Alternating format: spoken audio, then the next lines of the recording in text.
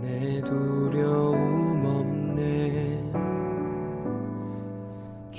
그러나 여호와께서 기다리시나니 이는 너희에게 은혜를 베풀려 하심이요 일어나시리니 이는 너희를 긍휼히 여기려 하심이라.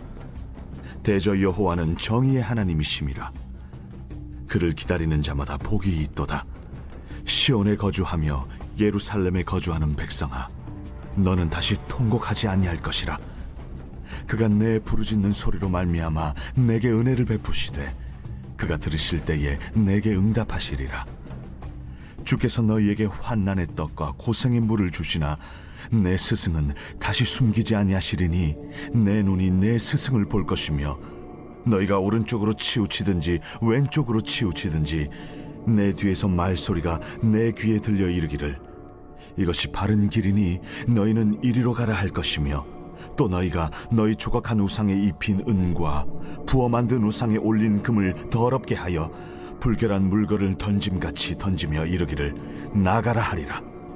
내가 땅에 뿌린 종자에 주께서 비를 주사 땅이 먹을 것을 내며 곡식이 풍성하고 기름지게 하실 것이며 그날에 내 가축이 광활한 목장에서 먹을 것이요 밭가는 소와 어린 나귀도 키와 새스랑으로 까부르고 맛있게 한 먹이를 먹을 것이며 그게 사륙하는 날 망대가 무너질 때에 고산마다 줄령마다 그 위에 개울과 시냇물이 흐를 것이며 여호와께서 자기 백성의 상처를 싸매시며 그들의 맞은 자리를 고치시는 날에는 달빛은 햇빛 같겠고 햇빛은 7배가 되어 7날의 빛과 같으리라. 보라, 여호와의 이름이 원방에서부터 오되 그의 진노가 불붙듯 하며 빽빽한 연기가 일어나듯 하며 그의 입술에는 분노가 찼으며 그의 혀는 맹렬한 불 같으며 그의 호흡은 마치 창일하여 목에까지 미치는 하수 같은즉 그가 멸하는 키로 열방을 까부르며 여러 민족의 입에 미혹하는 재갈을 물리시리니 너희가 거룩한 절기를 지키는 밤에 하듯이 노래할 것이며 피리를 불며 여호와의 산으로 가서 이스라엘의 반석에게로 나아가는 자같이 마음에 즐거워할 것이라. 여호와께서 그의 장엄한 목소리를 듣게 하시며 혁혁한 진노로 그의 팔에 치심을 보이시되 맹렬한 화염과 폭풍과 폭우와 우박으로 하시리니 여호와의 목소리에 앗소리가 낙담할 것이며 주께서는 막대기로 치실 것이라. 여호와께서 예정하신 몽둥이를 아수르 위에 더하실 때마다 소고를 치며 수금을 탈 것이며 그는 전쟁 때에 팔을 들어 그들을 치시리라.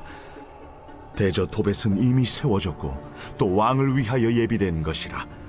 깊고 넓게 하였고 거기에 불과 많은 나무가 있은즉 여호와의 호흡이 유황 개청 같아서 이를 사르시리라.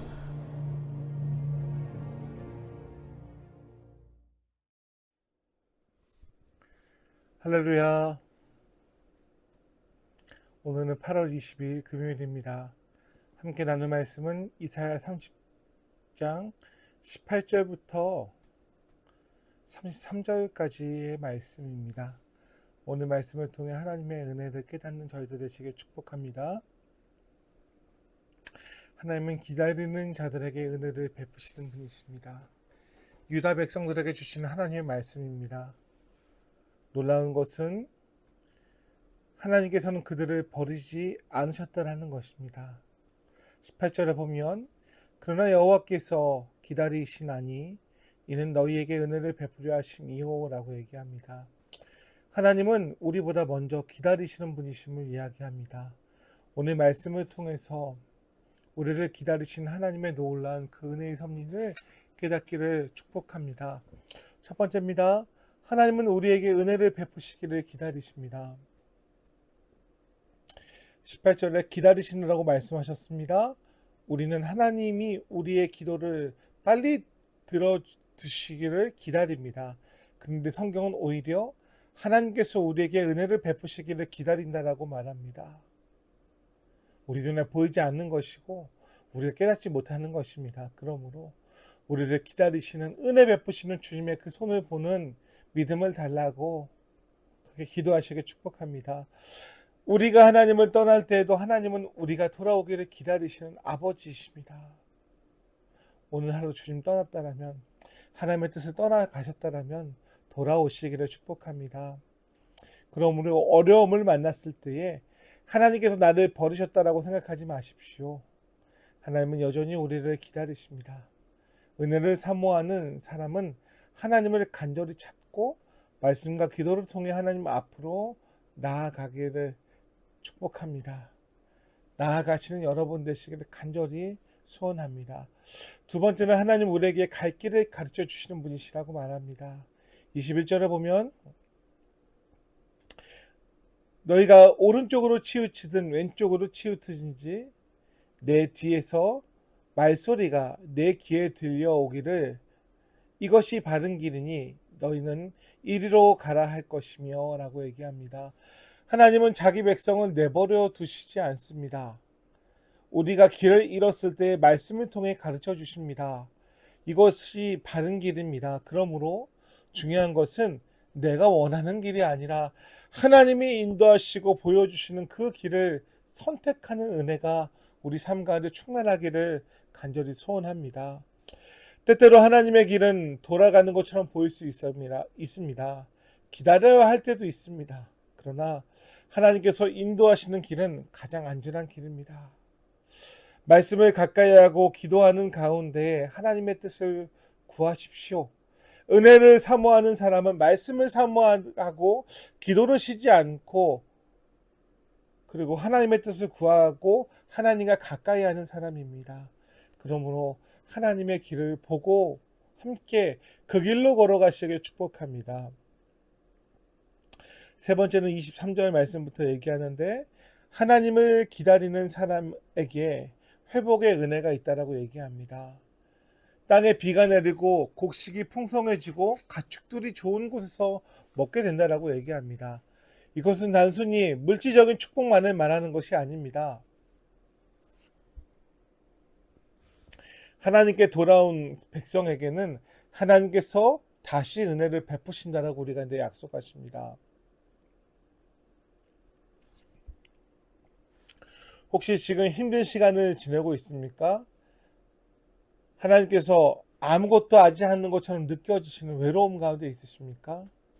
그럴 때일수록 잠잠히 하나님을 기다리십시오. 하나님은 우리의 생각보다 더 정확한 때에 일하십니다.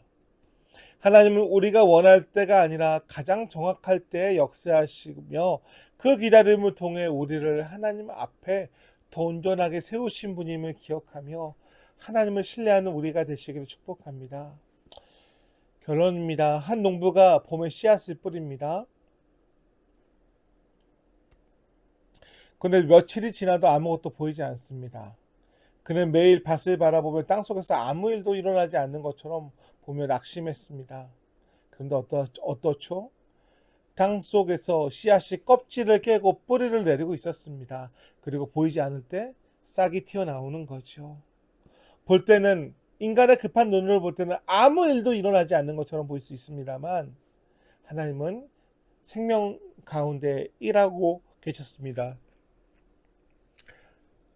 자연도 그런데 우리의 기도는 어떠할까요? 우리의 기도도 씨앗입니다.